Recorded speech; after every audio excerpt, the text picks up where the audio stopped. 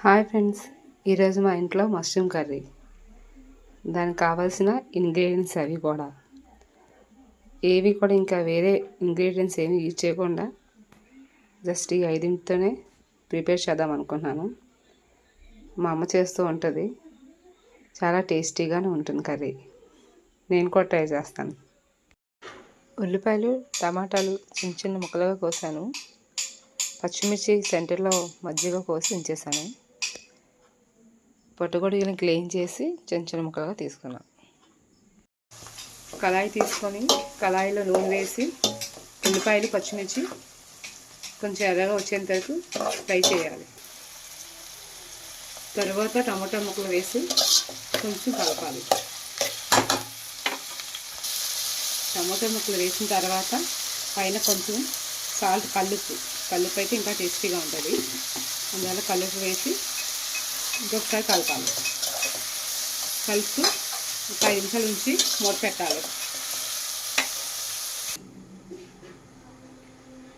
10 minutes తర్వాత open చేసి చూసుకుంటే టమోటా ఇంత నెమ్మదిగా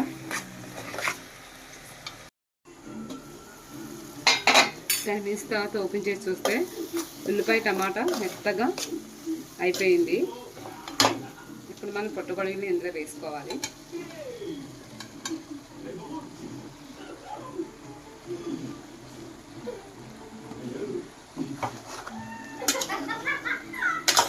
వేసి పైకి గడ్డికి మొత్తాన్ని ఇలా మిక్స్ చేయాలి.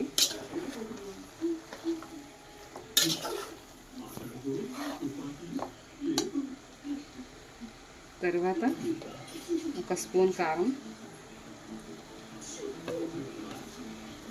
కొంచెం కారం ఎక్కువగా ఉంటే తినాలనిపిస్తే, కొంచెం స్పైసీగా ఉండాలంటే కొంచెం ఎక్కువ వేసుకోవచ్చు. కారం అన్నీ వేసిన తర్వాత కొంచెం